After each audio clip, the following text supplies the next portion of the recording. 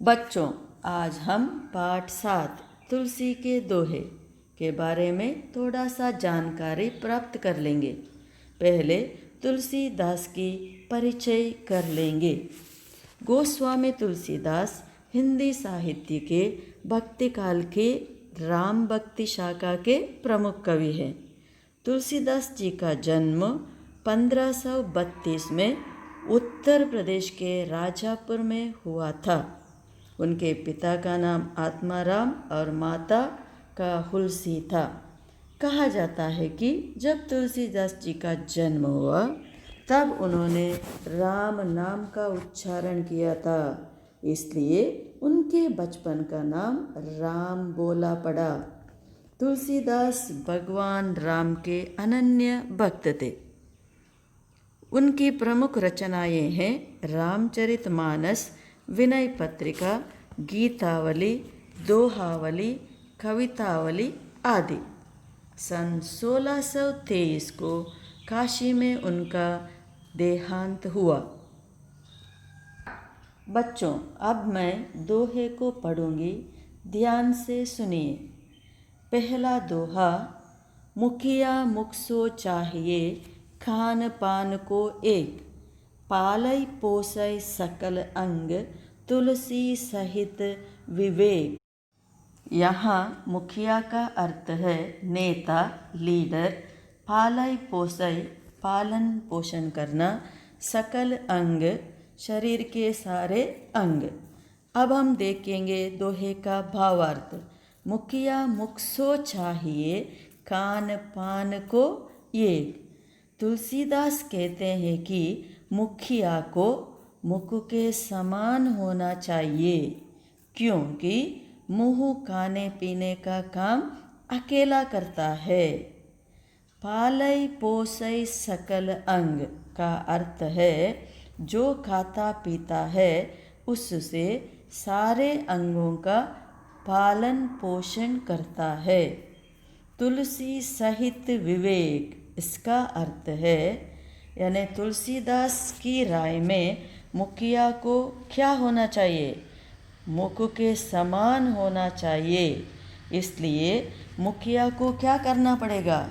वह काम अपनी तरफ से करे, लेकिन उसका फल सभी में बांटे। ये था पहले दोहे का सारांश। बच्चों, अब दूसरा दोहा देखिए। जड़ चेतन गुण दोषमय, विश्व कीन करतार, संत हंस गुण गहिम पय, परिहरि वारि विकार। यहाँ जड़ का अर्थ है आलसी, विश्व का अर्थ है विश्व, खीन किया, करतार सृष्टिकर्ता, पै का अर्थ है दूध, वारी का अर्थ है पानी। यहाँ तुलसीदास हंस पक्षी के साथ संत की तुलना करते हैं और कहते हैं जड़ चेतन गुण दोषमय, विश्व कीन करतार, अर्थात सृष्टिकर्ता ने इस संसार को अच्छे बुरे, समझ नासमझ के रूप में अनेक गुण दोष को मिलाकर बनाया है। संत हंस गुण गहिम पै, परिहरि वारि विकार। यहाँ तुलसीदास कहता है कि जिस तरह हंस दूध में जो पानी रूपी विकार को छोड़कर केवल दूध को अपनाता है, उसी तरह हंस रूपी साधु लोग भी विकारों को छोड़कर अच्छे गुणों को अपनाते हैं। अब हम तीसरे दोहे के ओर जाएंगे। दया धर्म का मूल है, पाप मूल अभिमान, तुलसी दया न छांडिए, जब लग गट में प्राण। यहाँ अभिमान का अर्थ है घमंड, अहंकार, छांडिए छोड़ देना। घट का अर्थ है शरीर। दया धर्म का मूल है, पाप मूल अभिमान। इस वाक्य का अर्थ है दया ही धर्म का मूल होता है और अभिमान ही पाप का मूल है। तुलसी दया न चांडिए, जब लग घट में प्राण। इधर तुलसीदास का कहना है कि जब तक घट में यानी शरीर में प्राण है तब तक मानव को किस प्रकार रहना चाहिए?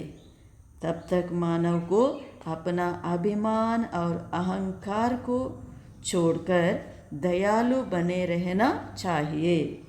अतः तीसरे दोहे में तुलसीदास ने स्पष्टता बताया है कि दया धर्म का मूल है और अभिमान पाप का।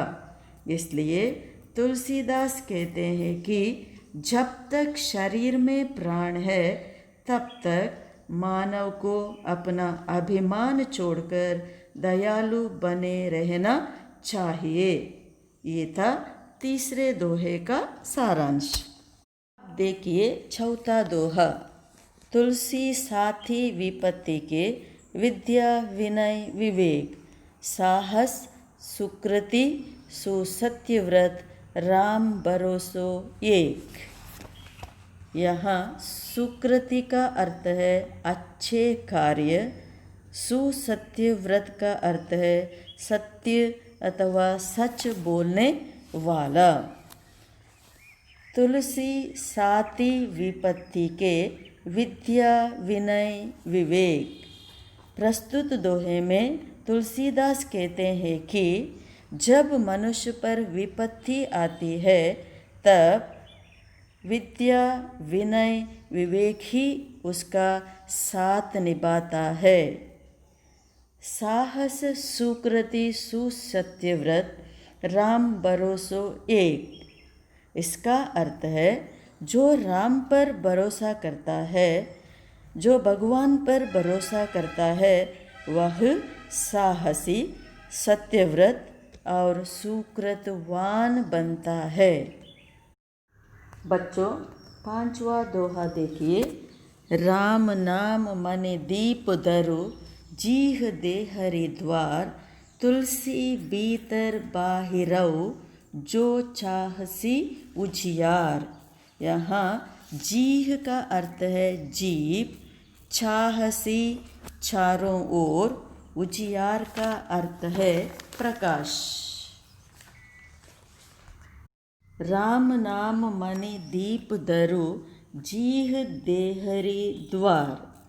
यहाँ तुलसीदास कहते हैं कि जिस तरह देहरी पर दिया रखने से घर के भीतर तथा आंगन में प्रकाश फैलता है, तुलसी भीतर बाहिरऊ, जो चाहसी उजियार। उसी तरह राम नाम जपने से क्या होता है? राम नाम जपने से मानव की आंतरिक और बाह्य शुद्धि होती है। ये था दोहे का सारांश।